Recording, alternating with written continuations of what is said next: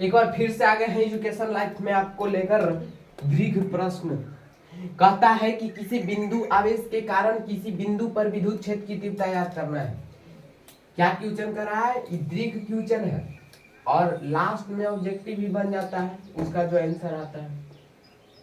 तो कहता है कि किसी बिंदु आवेश के कारण किसी बिंदु पर विद्युत क्षेत्र की तीव्रता।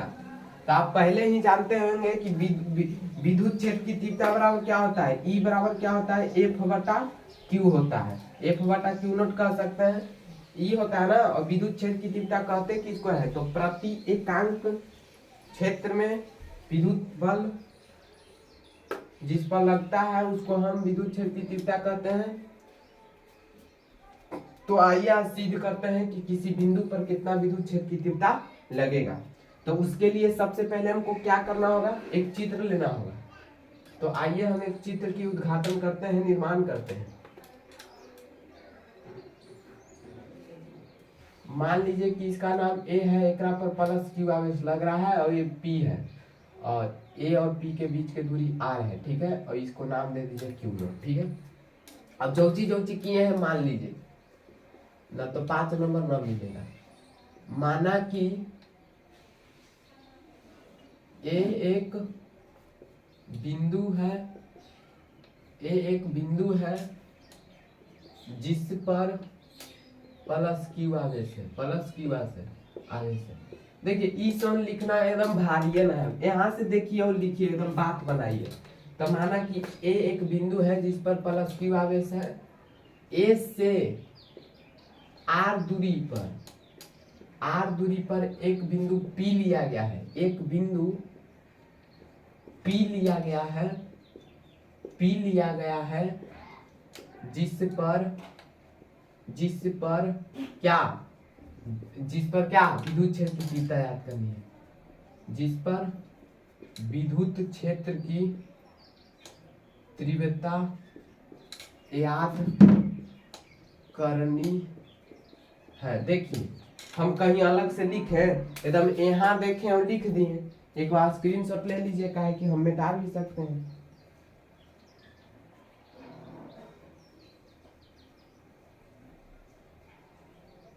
तो ले लिए स्क्रीनशॉट। आगे देखिए, अब हमको क्वेश्चन क्या करा कि विद्युत क्षेत्र की तीव्रता याद करनी है। तो अब चलते हैं और किसको पर? तो पी पर ना। तो बिंदु आवेश के कारण पी पर लगने वाला बल, बिंदु आवेश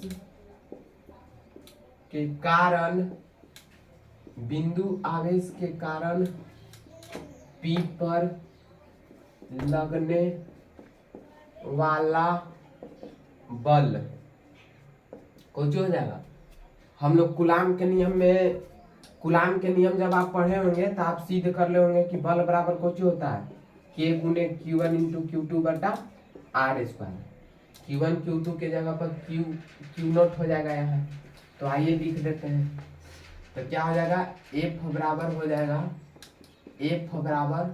K गुने Q और Q2 के जगह पर Q नोट बटा आर स्क्वायर, ठीक है।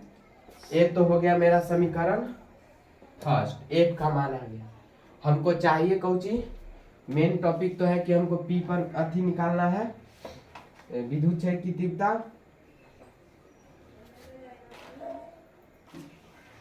तो हम लिखेंगे, लास्ट टॉपिक रहेगा कि बिंदु पी पर विद्युत क्षेत्र की तीव्रता बराबर होता है। ये तो हम पहले ही बताए थे आपको, इसको शुरू करने से पहले ही, कि ई बराबर क्या होता है? एफ बटा क्यू नोट। तो यहाँ इसी को लिख दिए कि ई बराबर एफ बटा क्यू नोट।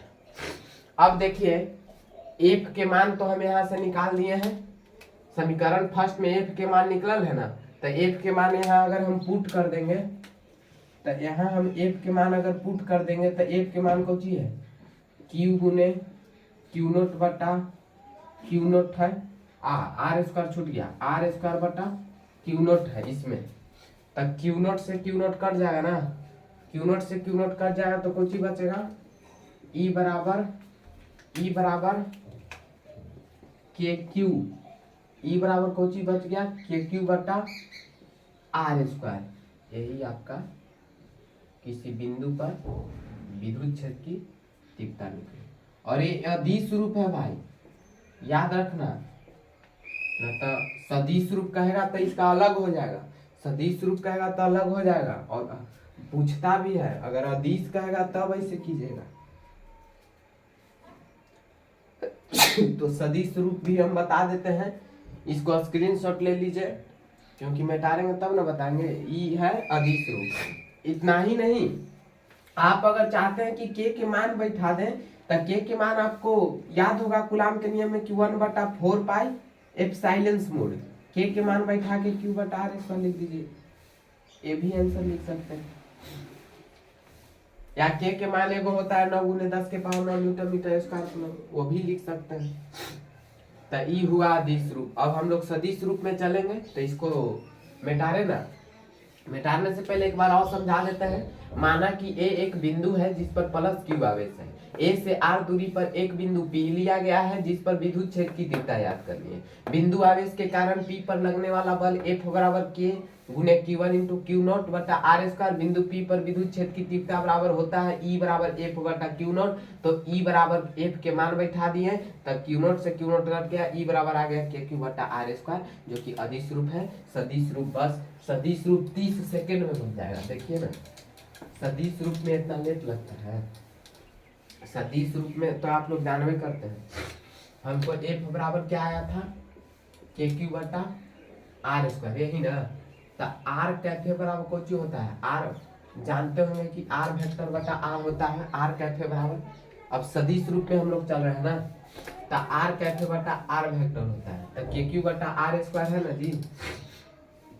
तो सदिश रूप निकाल रहे हैं तो यहाँ आर कैफे लगा देंगे, तो F बराबर सब चित्र यही रहेगा KQ बटा आर स्क्वायर।